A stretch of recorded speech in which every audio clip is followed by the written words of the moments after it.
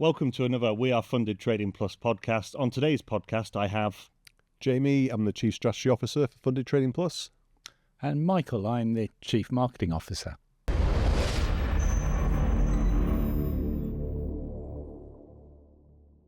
Is the best trader here? Ooh, that's unfair. You got the right one. It's not me. No. Oh. I was never going to do you. Come on. We traded live together Oh, we did, yeah. for nearly 10 years. Yeah, we did. I know. Yeah. You know, Jamie's better. Is it because we're both so bad that Jamie can't... Because Jamie doesn't trade. Precisely. That just his emission from trading is better than ours. Yes, exactly. I've got 100% win rate versus anybody else. That has got to be true. That's true, yeah. Okay. I'll buy that skewed metric. Who's made the biggest impact at Funded Trading Plus?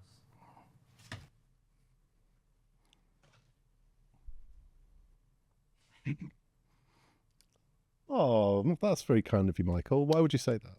I think that because Simon and James and I worked together for quite a long period of time, and we built the business and made it got it going.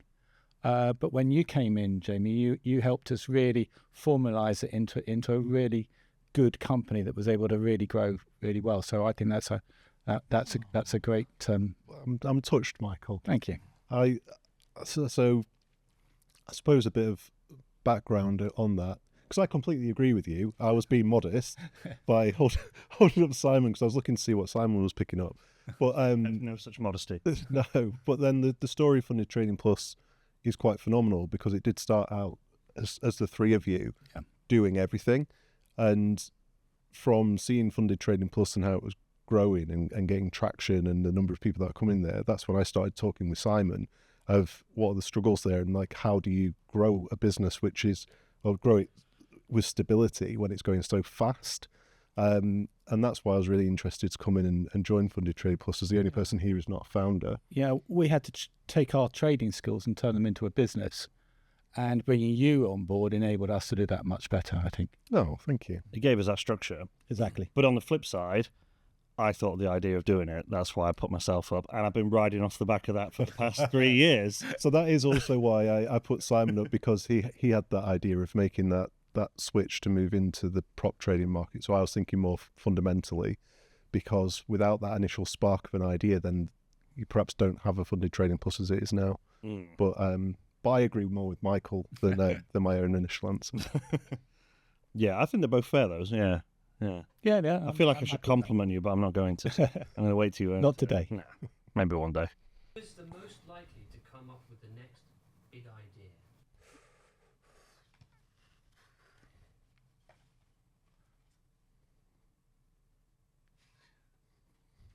They're going to think I've only got one paddle, haven't they? Unless it's like who's the biggest dickhead, then I probably won't. Probably find another one. You should be reaching for Yeah. that.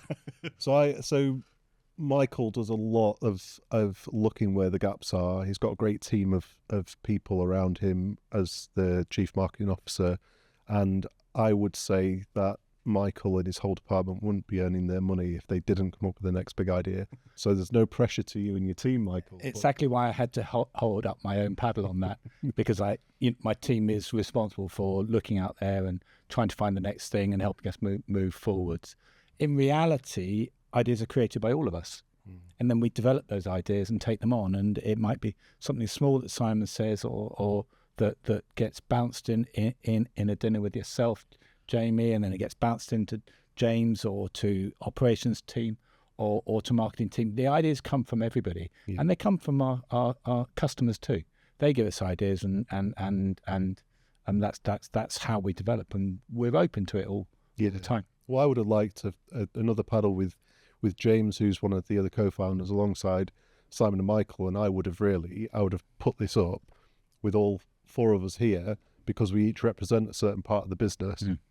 And the way that the ideas are generated is really we thrash things out as a company. I think we do that really well. It's better than any other place that I've worked, in terms of everyone has a voice, everyone's generating ideas, and then our skills come into play of, right, let's cut through those. What are the good ideas? What goes straight in the bin? and what really has merit. And I think that's where we come together as a group in really kind of figuring out what to do next. So yeah, I think if I did have one with James's face on, I'm sure he would like me to be holding it up as well. But I think we are He's a not strong here. collective. He's not here, so forget about it. Yeah. Yeah, we are good at being a collective. Disloyal if he's not present. Yeah. Who disagrees with every idea you bring up in a meeting?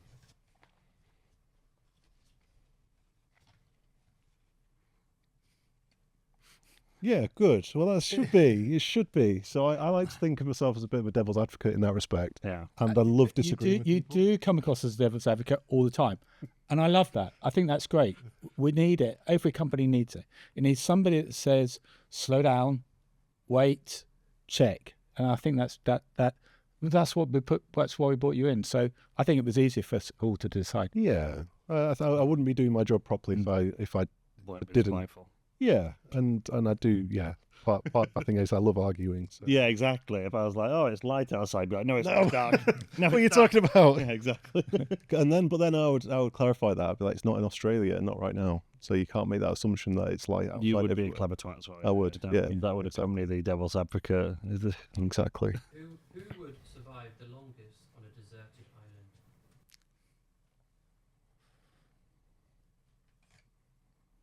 island? Oh, Jamie probably would, slightly more resourceful. Yeah. I'd just get pissed I think off. I got this wrong entirely. You know, Depends how many living things there are to yeah. murder. Yes. I mean, there wouldn't be enough for you to do. Simon would get bored. He wouldn't be instantly available to him. He's got too used to his comforts and trappings of modern life, whereas I'd get bored of trying to survive. you would. I'll just give up. Take me now.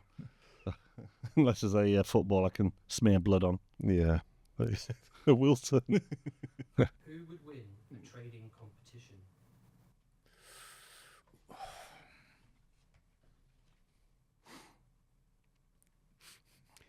I've seen Simon and Michael go head to head, and I've seen Michael win trading competitions previously. So I'm basing this on solid fact. Did I win everyone? Did you win everyone when we did the Trading battle. the trading battle? When Yeah. we did the trading battle, I did. I mean, Simon and I ran a live trading room for a good number of years. I did the morning sessions.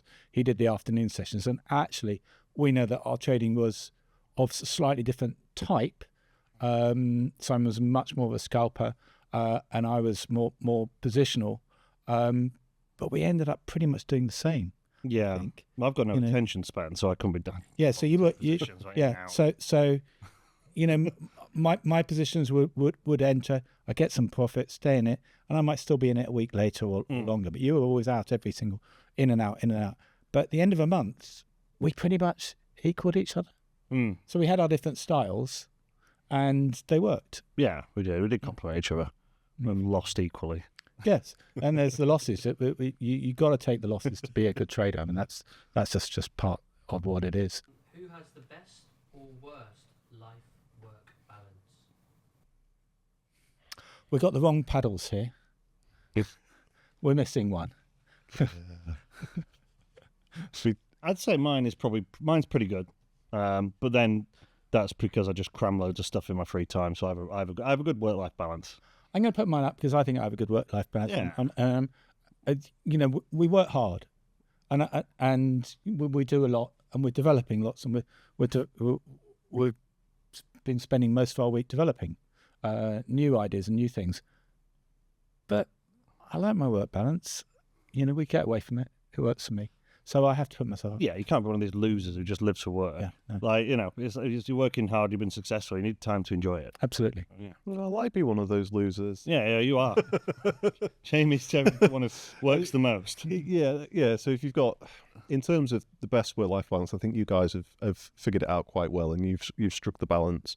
The key thing is it is a balance, and when you've got more things on your plate, whether that's in work or in your personal life, that's where the tricks come in. Like I've got two young Spinning the children. plates. Yeah, that's it. Yeah, So you've got two young kids. You've got a grown adult kid, and I'm blessed the world by not having any. So yeah, thank so, God you for know, that. That's what I mean. That takes up an enormous amount of time, whereas I can just, I don't know, Yeah. drive around in fast cars and whatnot. Well, not at the moment.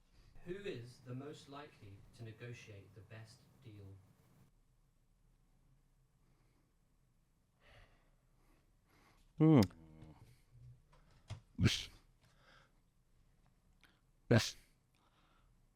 Interesting. Yeah, I mean, I do partnerships, so that's obvious. Yeah, so that's But why I put you there. I'm very easy to charm, though, aren't I? Like, I'll get Yeah. wined and dined, and I'm like, yeah, we'll pay you more because you've taken me out for a nice bottle of wine. Whereas I think your business experience is probably a bit less susceptible to bribes. Yeah, I mean, I always try and look at things objectively and sort of figure out, well, what's the hidden sting in the tail?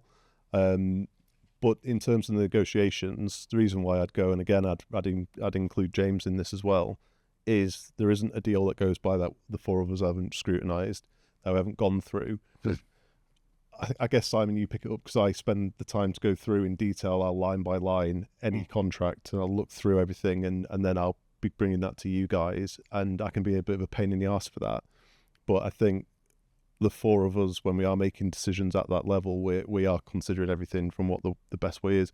Simon is very good at making an impact with partners and kind of being the face of the brand and creating those partnerships. But yeah, I think the key takeaway is we tend to complement one another. We've all got blind spots, and I think the way that we operate is each of us is kind of looking out for the other person's blind spot. So it works out quite well. Yeah, I agree with that entirely. Simon's people skills are much better than he thinks they are, and consequently it ends up doing most of the negotiations on our professional contracts and things like that. But it's fed in by all of us, all of the exec team. Yeah, I wouldn't want to make decisions about you guys. I wouldn't want you to either. Who has been on the TV show The Chase?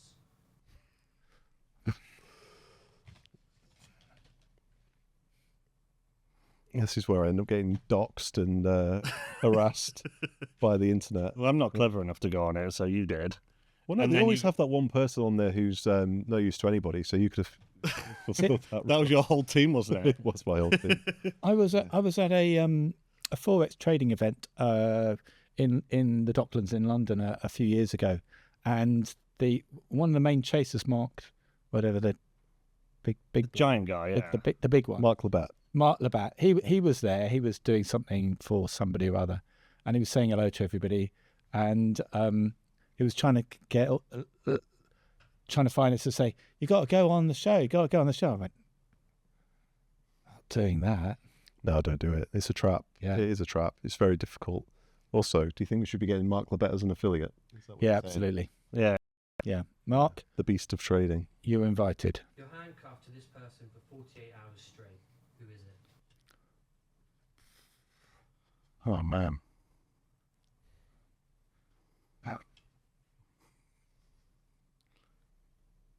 Can't we handcuff to yourself? She can. Oh, okay. Where's that in the rules? It was a though? get out I clause. stitched myself up here. Shows how much you love Mike. Well, no, mine was the... Well, mine was Simon, the I am very flattered that you'd be happy to be handcuffed me for 24 hours. yeah. I'm going to change. But it was the least worst option because he'll go to the toilet 50 times and I have to make a glass of water before he leaves the house, which drives me fucking insane. And I'll have to listen to his Lord of the Rings audiobooks that makes me want to like walk around rather than get a lift from him. And whereas you'll probably have a really good wine cabinet that I can drink all your wine. So that was about as much thought went into it. It was like, I think that's deep enough. yeah. Well, you see, I quite like my own company, so I would like to be handcuffed to myself just to have some The time audio to books. myself. What's wrong with an audio? I hate I Lord mean, of the it's Rings. for you. I would have thought I hate you'd Lord of the prefer Rings. it. You love Lord of the Rings. My fiance loves Lord of the Rings, and I hear too much about Frodo and whoever else is on it. But audiobooks are ideal because I'm not convinced you can even read The pictorial, I might be able to. the graphic. Oh, novel. look, there's this stupid thing and this stupid pond and ring and things. That'd be great for me.